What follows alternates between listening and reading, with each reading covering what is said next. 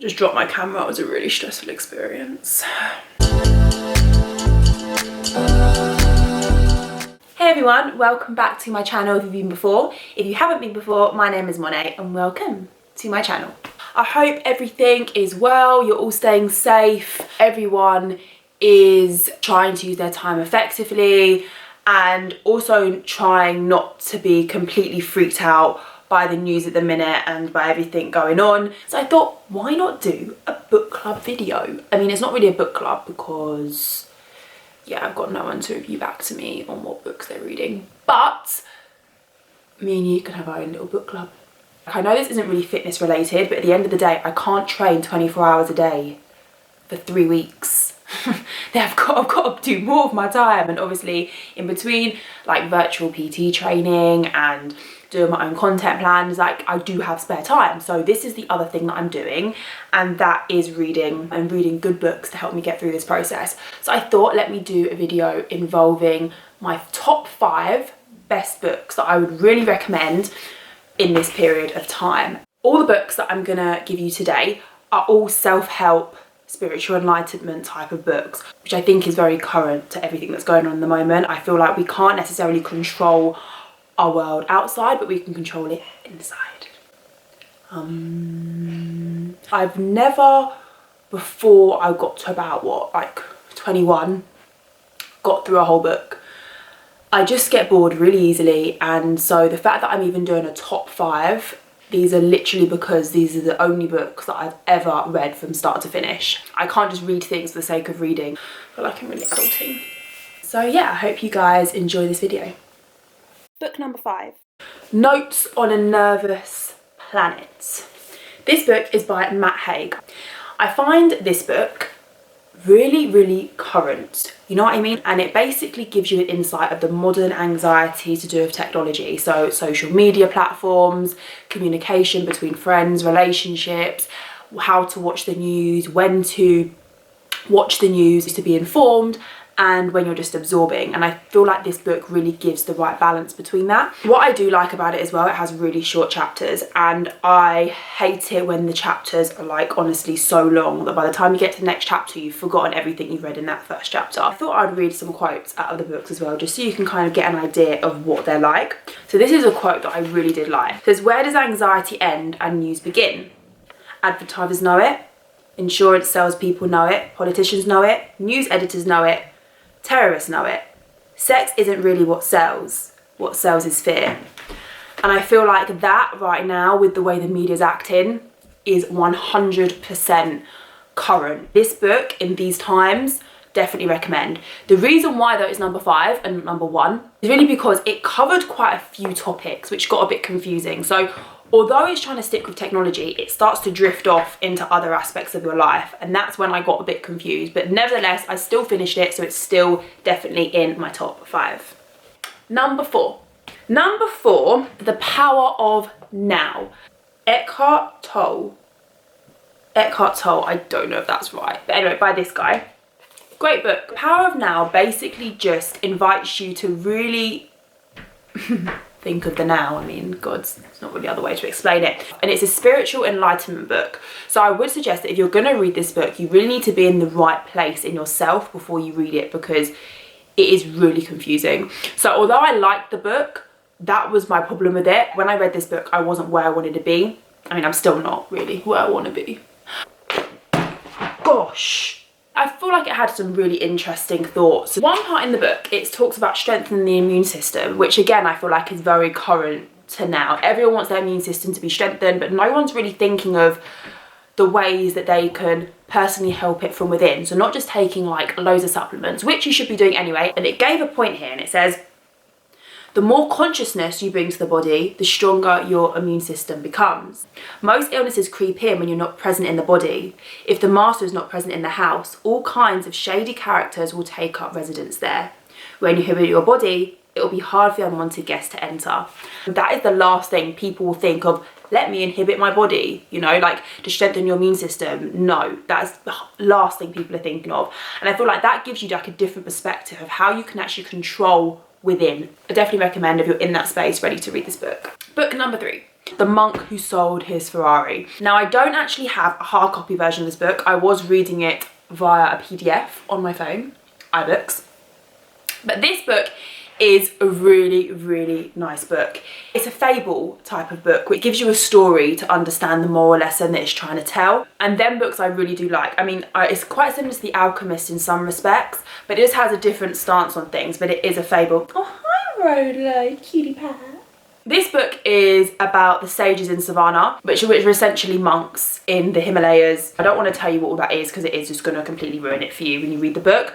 But it's a really interesting book. Now, what I like about it is it basically tries to move you away from the material objects in your life and tries to make you think more about yourself. Something else I really did like about it as well, it was law related, and for those of you that do know me or do follow me on Instagram will know that I studied a law degree. So this based on two lawyers, one lawyer basically going to find himself and the other lawyer still in his job, still really worked hard. It was just quite interesting to see the concept when it comes down to lawyers. A little quote from this book. I once read that people who study others are wise, but those who study themselves are enlightened. Here, perhaps, for the first time, I saw a man who truly knew himself. And I feel like this was quite a powerful quote because it's true. How well do you know yourself? And, you know, I'm still on that journey. I know myself to a certain extent, but there's definitely more I need to find out and there's definitely more I need to connect with. And this book really does help you kind of dive a little bit deeper into yourself and appreciate what is important and what isn't important in your life. Although I like fables, I do find them a little bit tedious because you're kind of like, okay, what's the moral you're trying to teach me? And although that's the point, it gets on your nerves a bit when you're like all the way to the end of the book and you're like, ah, that's what you're trying to tell me. So yeah, number 2. Originally, number 1 and number 2 were joint. But on reflection of actually thinking about the books that I've read, I'm actually going to put a book first. Book number 2, a book that I'm actually reading at the moment. So I'm almost at the end, so I can give a good review of it. And it is Good Vibes, Good Life by Vex King. It just talks a lot about self-love and self-mastery. So quite like all the other books about trying to really get in touch with yourself and be your own hero. This is definitely an uplifting, vibey book. Talks about the frequencies of the energy you attract. Quite similar to the law of attraction, which I don't want to get into it too much. I wouldn't say I'm not a believer in the law of attraction, but I wouldn't say I am either. I'm in the middle. I'm in the middle. As you'll see in my book number 1, I don't think it's always true. Which, to be fair, I'll give credit to Vex King though. He did actually put in the book that not everything is always positive. He did actually give a bit of a highlight to say, actually it's not, and that's okay. So I quite like that. If you haven't read this book, I'll read you a nice little quote. Sometimes you have to unplug yourself from the world for a moment so you can reset yourself. And I feel like that could not be more true right now. This week decided to go on like a social media detox just because it gets a bit much, doesn't it? You're just keeping up with everyone doing the same bloody thing, and it's just like, it is true, you need to learn how to love yourself, and to do that you need to be able to reset yourself and know when things are getting too much. There's actually no criticisms of this one though, if I'm honest. I mean, except for the fact that maybe it is quite a lot of fairies and rainbows and sparkles, and I think that life isn't like that. So maybe that's why it didn't make number 1, but nevertheless, I really like this book. The art of self-love is important. Okay, so book number 1, the one that I would really recommend if you don't read anything else that I've just told you to read. The Subtle Art of Not Giving a F by Mark Manson. This book to me was just a game changer, and I don't have the book on me because my lovely friend Tia, I decided to lend it to her last year, and lo and behold, I haven't got it back, so she still has my book, and she was lovely enough to send us a little clip. Listen guys, the way I find a way to sneak into Monet's videos even when we're in self-isolation, it's a joke. But yeah, here I am, and here's the book that she lent me ages ago, and I finished reading it, but I just didn't want to give it back. It's such a good book, and I just couldn't part with it. So Monet, when you're seeing this, you ain't getting it back. Just buy yourself another one.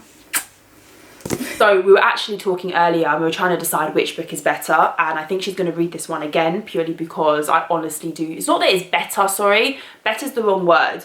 It's just such a good damn book.